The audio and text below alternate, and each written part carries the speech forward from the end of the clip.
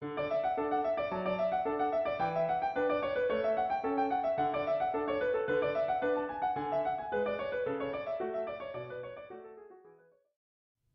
is the fifth video in this series on how to interpret a chest X-ray, and the topic is the cardiac silhouette and mediastinum. Learning objectives are to be able to assess those structures on X-ray and to know the common etiologies of abnormalities seen in them. Let's take a look at the anatomy of the cardiac silhouette and mediastinum that was first introduced in Lesson 2. For this lesson, it will be important to remember the structures listed here, which comprise the different segments of that silhouette. This video will be divided in half. The first half will cover abnormalities of the heart. The second will cover abnormalities of the hyla and the remainder of the mediastinum. Before I discuss specific findings, I need to also review another very important difference between PA and AP films that I haven't talked about yet. Let's start with a PA film, and here's an axial cross-section through the thorax at the level of the heart. The patient's front is up against the photographic plate at the top. In some of the prior videos, I've sort of implied that the X-ray beams which are responsible for creating the X-ray image are all parallel to one another. But this isn't actually true. The X-ray source is a fixed point or close to a fixed point, and therefore the X-ray beams actually diverge outward as they get further from their origin. For a PA film, this makes not much difference. Since the heart is a relatively anterior structure in the chest, it is close to the film where the X-ray is taken, and therefore the shadow it casts on the X-ray is an accurate representation of its true size. However, how does this change if the same exact patient has an AP film taken? Now there is greater separation between the heart and the film. As a consequence, the diverging X-ray beams will create a larger shadow that will exaggerate the size of the heart. In short, the heart size is only accurate when assessed on a PA film. Some structures within the mediastinum suffer from the same effect, but to lesser extent, as normal mediastinal structures tend to be more centrally located within the thorax. To see just how much of a difference this can make, here are two X-rays taken of the same patient, minutes apart. Notice how much larger the heart appears on the AP film. The upper mediastinum is also affected, but not as much. I'll now talk about some specific abnormalities of the cardiac silhouette. The most common abnormal finding is cardiomegaly. Cardiomegaly simply means that the overall size of the heart is larger than normal. There are a couple of ways it can be defined in radiology, but by far the most common way to define it for analysis of chest X-rays uses the cardiothoracic ratio. This ratio is the maximum horizontal cardiac width divided by the maximum horizontal thoracic width, as measured between the inner surfaces of the rib cage. Cardiomegaly is said to be present if this ratio exceeds 50% on a PA film. Here are two X-rays. Looking at the one on the left first, the red line represents the maximum horizontal cardiac width, and the purple line represents the maximal horizontal thoracic width. This is a ratio of 40% or 0.4, which is normal. Looking at the same on the right film, the heart is obviously much larger. This is a ratio of 60% or 0.6. Identifying cardiomegaly on X-ray is really that simple. As far as the etiologies of cardiomegaly, it can essentially be the consequence of any cause of left or right-sided heart failure. It's important to realize that pericardial effusions, which I'll discuss in a minute, can be indistinguishable from the cardiomegaly that's a consequence of an enlarged heart. While the finding of cardiomegaly concerns the heart as a whole, there are two cardiac chambers that can be identified as being enlarged on X-ray individually. The first is the left atrium. As discussed in the last lesson, one finding of left atrial enlargement is splaying of the carinal angle to a value greater than 90 degrees. The second finding is something called the double density sign. Usually, the right border of the left atrium is not visible in X-ray because it is contiguous with the right atrium and it lies right in the middle of the chest, where it usually gets obscured by a number of other structures. However, as the left atrium increases in size, it actually will stretch well across the midline and create a second shadow along the right heart border. This dark red line here is the right atrium. The pink line here is the left atrium. Etiologies of left atrial enlargement include any cause of left-sided heart failure. Also included is mitral valve disease such as mitral stenosis, mitral regurgitation, or mitral valve prolapse. For this particular X-ray, there is a clue as to why this patient has a large left atrium. While the overall size of the heart is enlarged, suggesting the presence of heart failure, assuming this is a PA film, there's another important finding. It is this round structure right here. What is that? It's the ring of a mitral valve replacement. So this patient has had some form of mitral valve disease that at least contributed to the enlarged left atria. The second cardiac chamber, whose enlargement can sometimes be individually spotted on X-ray, is the right ventricle. The main finding of this is filling of the retrosternal space as seen on the lateral view. Consider these two lateral films. I've included a normal one for comparison. And examine the retrosternal space, that is the 1 or 2 centimeters directly behind the sternum in the mid-chest region. In the normal film, this will be relatively lucent. However, as the right ventricle is the most anterior of the cardiac chambers, as it enlarges, it begins to occupy this space. Etiologies of right ventricular enlargement include any cause of pulmonary hypertension and pulmonary valve disease, the second of which is much less common in the adult population. Moving on to pericardial effusions, not all clinically relevant effusions are visible on X-ray, particularly if they developed acutely. That's because pericardial tamponade, a condition where diastolic cardiac filling is impaired due to high intrapericardial pressure, is dependent on both the volume of fluid within the pericardium as well as the speed with which the fluid accumulated. The primary finding of an effusion is an enlarged cardiac silhouette. Other findings include what is frequently called the water bottle morphology of the silhouette, as well as something called the Oreo cookie sign.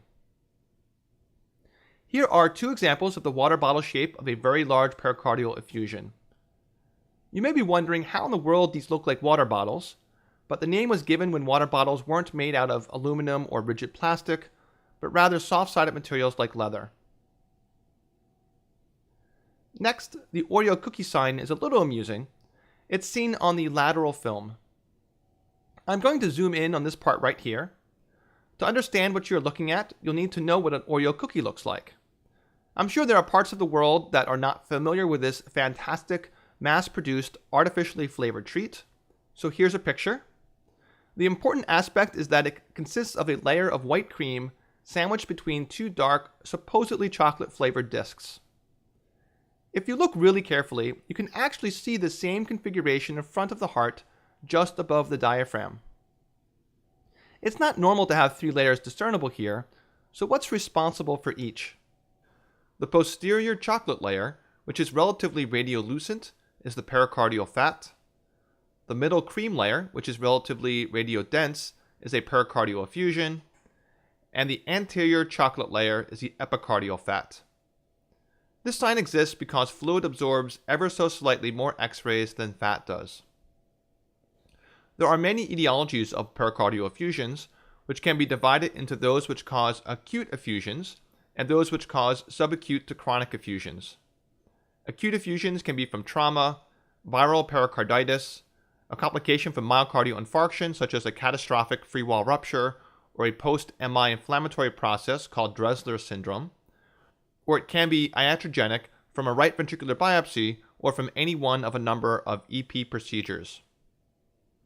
Subacute and chronic effusions are seen in malignancy such as lymphoma, breast, and lung, but can also be due to renal failure, collagen vascular disease like lupus and rheumatoid arthritis, hypothyroidism, and finally tuberculosis, which is the major cause of pericardial effusions in some parts of the world. Before moving on to the mediastinum and hyla, I want to briefly mention a congenital anomaly, which, although it's relatively rare, tends to be mentioned during rounds or on tests out of proportion to its prevalence. At first, you might assume this X-ray was loaded into the system backwards, if it wasn't for the capital R in the upper corner, indicating that in fact the X-ray is in the correct orientation. This person has dextrocardia, which occurs when the heart loops around in the opposite direction as normal during early embryologic development. Its incidence is about 1 in 12,000 pregnancies. It may be isolated and discovered incidentally, or it can be associated with life-threatening additional congenital malformations. Now I'll move on to abnormalities of the mediastinum and hyla. The most important of these abnormalities is a widened mediastinum. This is generally defined as greater than 8 centimeters on either a PA or an AP film. However, most cases of an apparently widened mediastinum are due to rotation of the patient, poor inspiratory effort, or an AP view. To best understand mediastinal masses, which are responsible for truly widened mediastinums, one must be familiar with the 4 regions of the mediastinum. These regions are not precisely defined by any actual tissue planes, and their definition varies slightly between sources, but this is approximately where the divisions lie. The first 2 regions are the anterior mediastinum, which is everything anterior to the pericardium and inferior to the sternal angle, and superior mediastinum, which is everything superior to the sternal angle. The differential diagnosis of masses in these 2 regions overlap greatly, so I'll consider them together.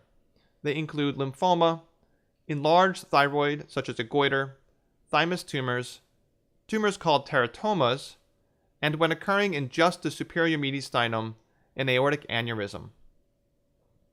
The middle mediastinum includes everything within the pericardium and is variably defined to also include the subcarinal, paratracheal, and hilar lymph nodes and the esophagus. The differential diagnosis of masses here include lymphadenopathy from any cause, an aortic aneurysm, pericardial cyst, dilated esophagus, or a hiatal hernia. Finally, the posterior mediastinum includes everything behind those structures, which ends up being largely just a perivertebral space. Thus, the differential diagnosis of masses located here include neurogenic tumors and extension of spinal masses such as tumors and infections. I'll show you 1 or 2 examples from each region. Beginning in the superior mediastinum, we see that there is a mass here that is actually causing rightward shift of the trachea. Although you could not know it just from this X-ray, this particular patient has a multinodular goiter. This patient has an even larger mass in the superior mediastinum. This one is from lymphoma. Anterior mediastinal masses can easily be missed, especially on PA films, since their shadow can get lost in the cardiac silhouette.